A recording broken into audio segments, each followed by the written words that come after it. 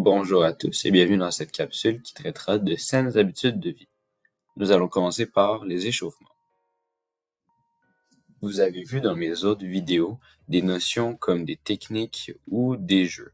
Toutefois, on ne peut pas aborder le volleyball sans parler du bien-être du joueur et de sa santé physique. C'est pourquoi cette dernière capsule traite d'échauffement, d'étirement et d'alimentation afin que vous preniez soin de votre corps et que vous appreniez comment le faire aussi. Donc, pour l'échauffement, par exemple, il est considéré qu'un étirement statique, donc c'est-à-dire quelque chose qui est maintenu pendant plus de 30 secondes, peut augmenter les risques de blessures et nuire à la performance. C'est pourquoi on va vouloir venir échauffer le muscle en faisant par exemple le mouvement qui va être effectué pendant l'activité. Je pense par exemple à une rotation de l'épaule, puisqu'on fait beaucoup d'attaques au volleyball, ou à des fentes, des pas croisés ou des pas chassés qui vont venir échauffer les cuisses. Normalement, donc, si on fait un échauffement qui n'est pas statique et qu'on le fait bien, on peut venir réduire le risque de blessure et augmenter la performance du muscle.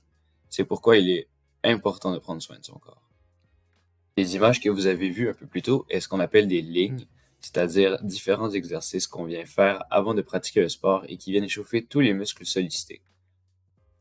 Au volleyball, il est aussi très important d'échauffer son épaule, alors vous pouvez faire comme les images que vous avez sous vos yeux présentement et frapper la balle à un mur à quelques reprises afin de bien réchauffer votre épaule. Vous pouvez aussi lancer la balle par terre ou sur le mur à une main ou à deux mains tant que vous vous sentez prêt à la fin de l'échauffement. Passons maintenant aux étirements. Les étirements peuvent être efficaces pour augmenter la flexibilité d'une personne s'ils sont faits régulièrement. Au final, ça permet de réduire le risque de blessure, ce qui est toujours bon. Par contre, malheureusement, il semblerait que ce soit un mythe que les étirements diminuent les courbatures et augmentent la récupération.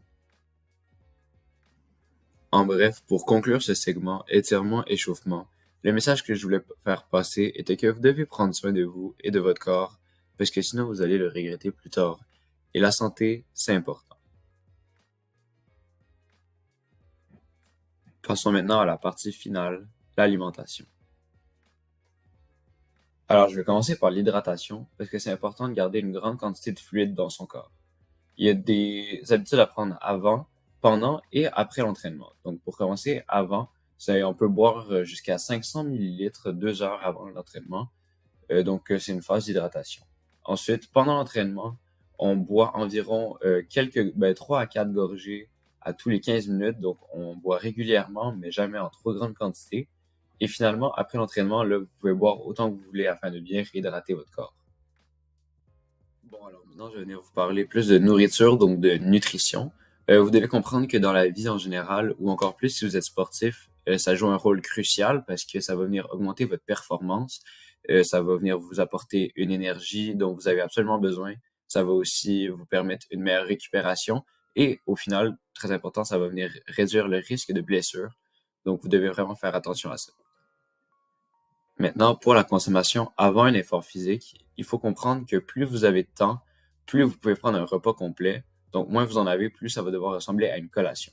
Par exemple, si votre entraînement est dans 1 heure ou 2 heures, vous pouvez prendre une collation comme des fruits ou des barres tendres. Si votre entraînement est dans 2 ou 3 heures, vous pouvez prendre donc un petit repas comme une salade ou un yogourt. Et si c'est dans 3 ou 4 heures, ben là, vous pouvez prendre un repas complet. Finalement, veuillez s'il vous plaît éviter la malbouffe parce que votre corps n'aura pas le temps d'effectuer la digestion et vous allez seulement être inconfortable pendant votre effort physique. Ça va juste diminuer votre niveau de bien-être et c'est pas ce qu'on veut. Aussi, au long terme, si vous consommez trop de malbouffe, ça peut avoir un impact négatif sur votre santé et c'est pas l'objectif visé, donc faites attention à vous s'il vous plaît.